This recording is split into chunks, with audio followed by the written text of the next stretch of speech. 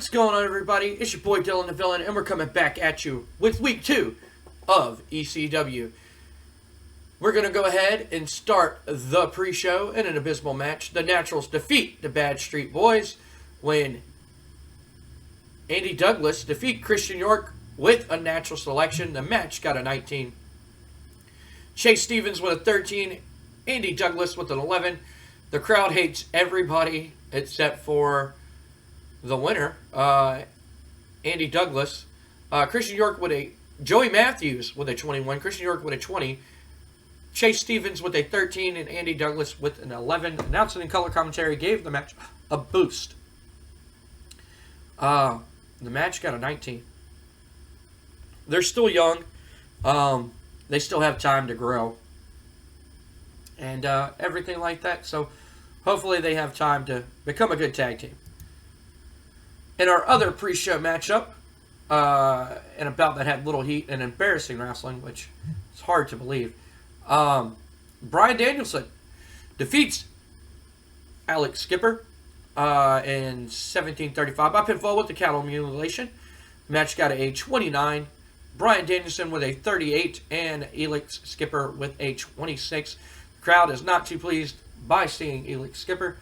Announcing color commentary gave the match a boost. We're going to move on to the next segment here, which starts up our show. And we see Paul Heyman. And he's backstage and he goes, there's a lot of talk here. There's a lot of rumble in ECW talking about who is the rightful #1 contender for the ECW World Heavyweight Championship that is held by none other than Rhino. We have a man who's been world champion multiple times here in ECW. A man who a lot of people say could be the future and the backbone of ECW, Steve Corino. We also have a man who came off a big pay-per-view win against none other than Rey Mysterio Jr., a luchador icon, and an icon in professional wrestling. And Jerry Lynn made him tap out at Living Dangerously. And then we have somebody who came back to ECW, who called me and said, Paul, ECW's back, and there's no other person who belongs in ECW than the franchise himself, Shane Douglas. There's a lot of talk on who deserves to be the rightful #1 contender. But here in ECW, we do things a little bit differently. We don't have a ranking system. No. We don't care who has the most wins and who has the most losses. We don't care about that here in ECW. We care about the attitude, the want. I could have easily punished Samoa Joe for inserting himself in the television title match, but he went out there and he took what he wanted. And that's what ECW is all about. We got 3 men who want nothing more than to be World Heavyweight Champion of this new era of ECW. To prove why they belong here in ECW and prove why that the people at the office in New York, why the people on their roster doesn't even hold a candle to these 3 men on my roster. So tonight's main event, we will finally decide who is the #1 contender for the ECW World Heavyweight Championship. Will it be Jerry Lynn? Will it be Mr. King of Old School himself, Steve Corino? Or will it be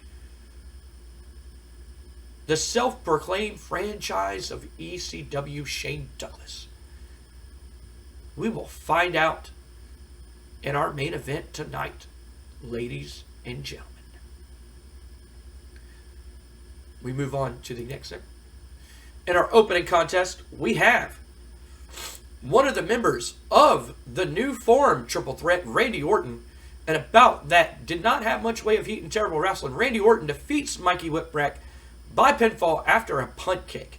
I went ahead and gave him the punt kick as his finisher instead of the Ozone. I love the punt kick. It fits ECW. It's a vicious move. As much as I love the RKO also, the punt kick just fits ECW, if you know what I'm saying. Mikey Whipwreck with a 46 and Randy Orton with a 35. Randy Orton's getting there. Announcing color commentary gave the match a boost. The crowd was turned off by having a match outside of the pre-show between workers that they weren't interested in. The match got a 33. We're going to move on to the next segment. Nice little opening contest. Oh, D'Lo Brown and Tajiri do not click, which is bad. In a bout that had a decent reaction from the crowd in terrible wrestling, Tajiri defeats D'Lo Brown in 8:07 by pinfall with a brain buster, one of my favorite moves in professional wrestling. Match got a 38.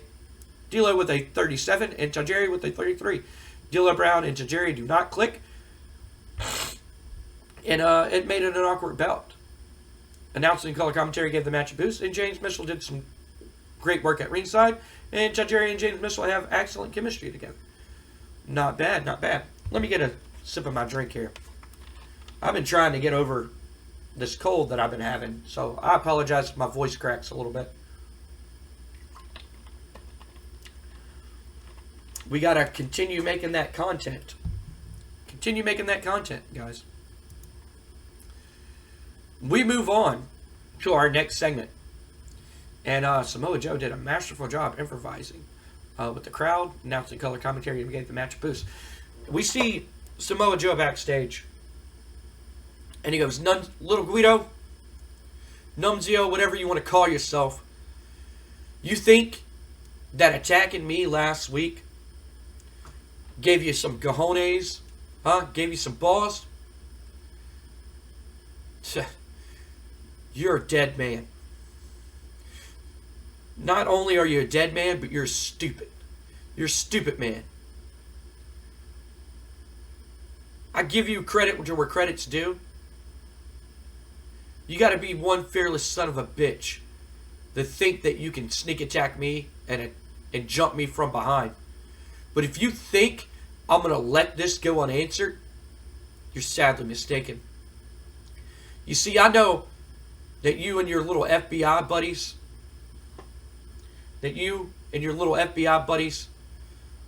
like to hang out backstage. I know that they have your back. But what happens when they're not there? Huh? What happens when they're put out of commission? What happens when they're put on the shelf? You want a shot at my World Television Championship? I'll give it to you. But you're going to have to pay. And pay, you will. But first, I got a little business that I got to take care of. You see, I got to make it a point to you and everybody else on the roster not to fuck with Samoa Joe, because I'm going to kill you. And then the camera pans out and it shows Tony Mamaluke laying on the ground, and he's just covered in blood.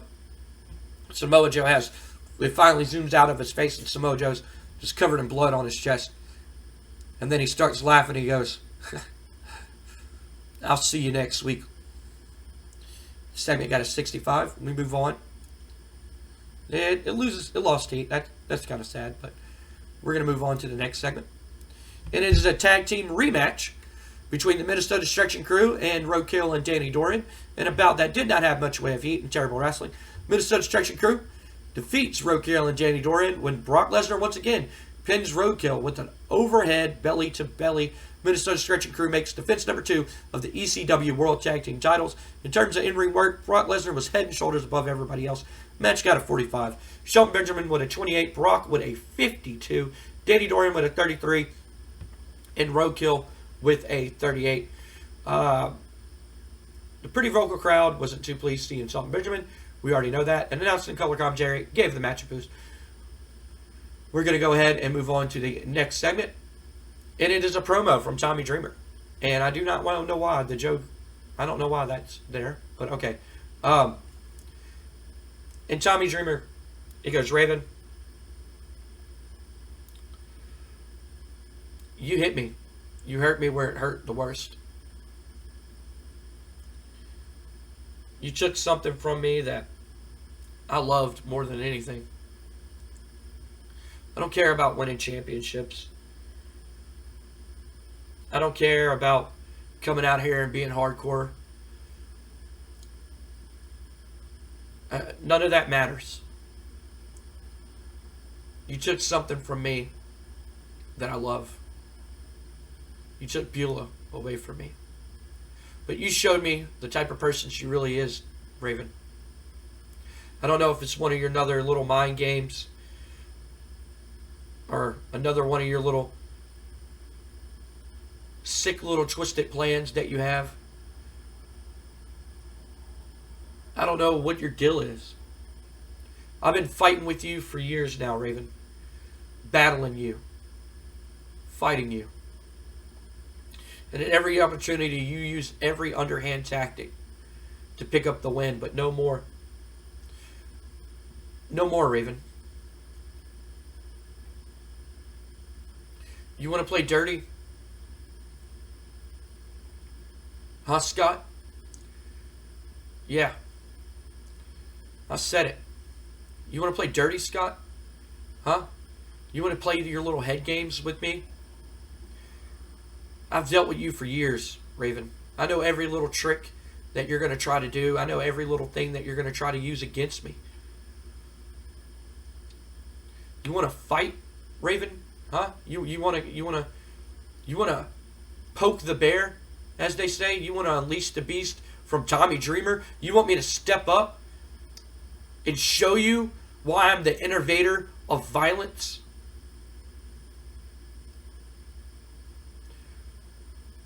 Raven, you awakened something in me that I didn't even know was there.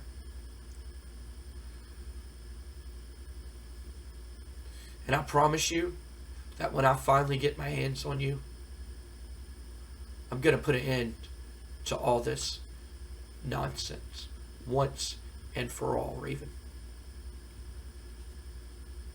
So watch your back, sleep with one eye open, grip your little pillow tight, do whatever you got to do, because I'm coming for you. Stephanie got a 50. Now, color commentary gave the match segment a boost.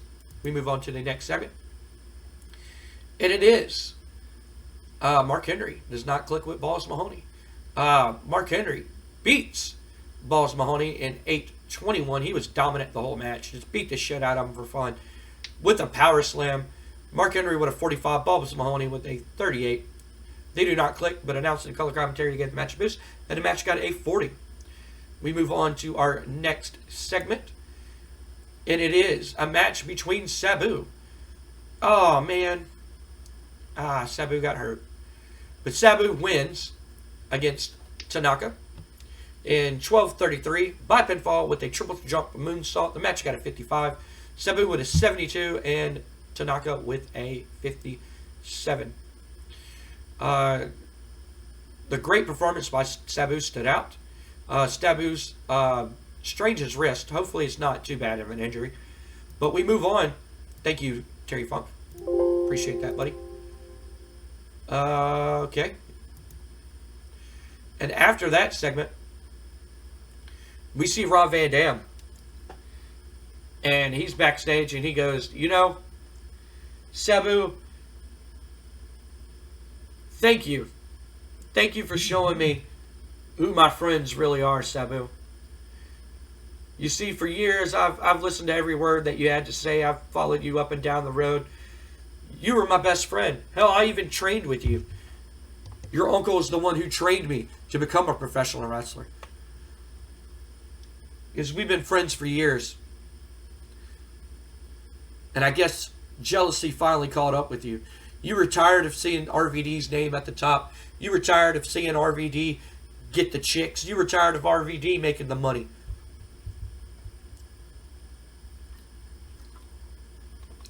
Because you know, and I know, that they don't call me Mr. Monday Night for nothing. They don't call me Mr. Pay-Per-View for nothing. You know that I was on a fast track of going to the WWF and being on the main roster. But you just had to go prove a point. You just had to go prove that you were better than me. But everybody here in this arena knows, Sabu, that you call yourself homicidal, genocidal, suicidal, but everybody knows deep down inside you're just a coward. Because if you're a real man, you would have beat me fair and square at the pay-per-view, but you didn't. You had Bill turn on me and attack me at the pay-per-view. So, Sabu, when you decide that you want to step up and be a real man and fight me, then I'm here waiting. I'll be here waiting, and I'll be here to prove why I'm the better man. Not Sabu. Rob Van Dam. Sabu got a 67. Rob Van Dam did poor improvising dialogue. Now's the color commentary gave the match a boost. Gave the segment a boost. Move on to the next segment. And it is our main event. That got a 64. And a bout that had good heat and decent wrestling. Jerry Lynn defeats Shane Douglas and Steve Corino when Jerry Lynn pinned Shane Douglas with a fast roll-up match. Got a 64. Shane Douglas with a 64. Jerry Lynn with a 61. And Steve Corino with a 67. World title storyline advances. Shane Douglas is not too pleased that he lost the match. Steve Corino, he rolls out of the ring. He goes to the back. Jerry Lynn's celebrating, and Shane Douglas is not too happy. And then out comes the triple threat. And they start beating up Jerry Lynn as Steve Corino walks. They come through the crowd, and as Steve Corino is walking up the ramp, he turns around and he's watching Jerry Lynn get beat up by all three of these men. And Shane Douglas is, he grabs the mic and he's just like, this man, you may have won the match, Jerry, but you didn't win the war. Because you're not going to make it to your world title match. You're not even going to make it nowhere to your world title match. You can be number one contender all you want to, but I'm going to put your ass on the shelf right now. He's like, get me a chair. Randy Orton slides out of the ring and he gets a chair.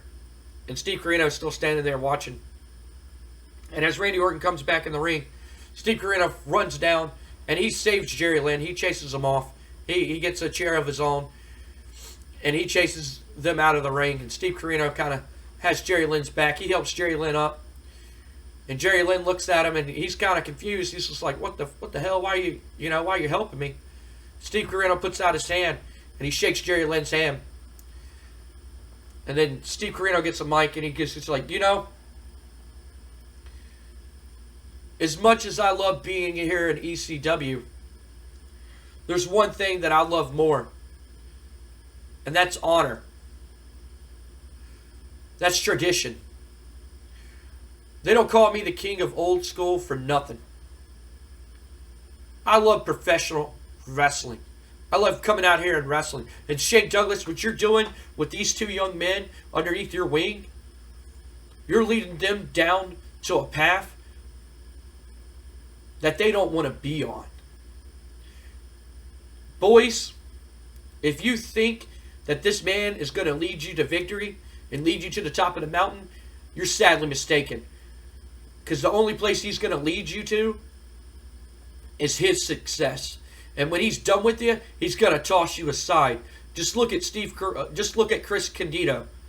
Just look at Bam Bam Bigelow, Brian Lee, Dean Malenko, Chris Benoit. Look at everybody else that he's teamed up with. And look where they're at now. Just look at where they're at now. Boys, I wish that you could open up your eyes and see what's going on. But you know what? You're going to make your own decisions in life and you're going to have to learn.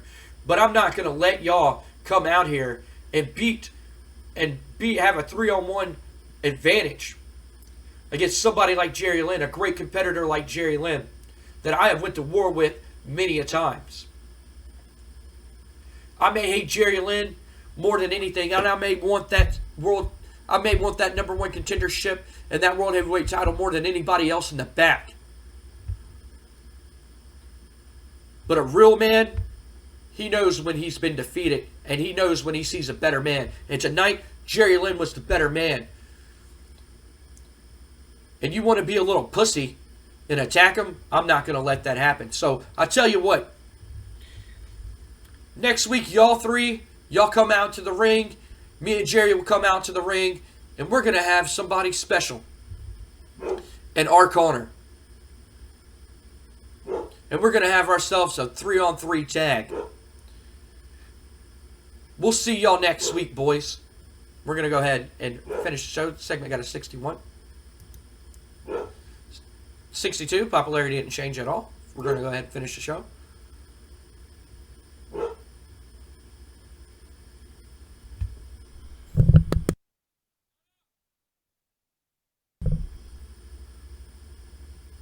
AI, WWF hiring people. So who they're going to send us? We're going to find out who they're going to send us. But thank y'all for watching, guys. Injury for Sabu, that's not good. He can continue to wrestle and not miss any dates. That's good. Awesome. Found it overwhelming. Okay. That's good to know. Thank y'all for watching, guys. Thank y'all for liking the video, as always. Thank y'all for watching, like always. If you're new to the channel, like what you see, click that little subscribe icon that's over the ECW logo. If you like this episode and want to go back and catch up, the playlist will be right here. And if you want to check out the WWF Save, SummerSlam will be right here. Go ahead and check that out. We're taking a hiatus from the WWF Save as I write storylines for it. And everything. I don't know how long we're going to take a break from that. But we're going to take a little break from the WWF Save after SummerSlam. And before we move forward, we're just going to move forward with the ECW Save for a little bit. To recharge my batteries. To get my mind set back into WWF mode. But anyway, guys, thank y'all for watching. Thank y'all for liking, like always. My name's Dylan the Villain. And like we always say here at Pro Am Gaming, if you can't play with each other, do what I do and play with yourself. Thank you guys for watching. We'll see y'all on the next one.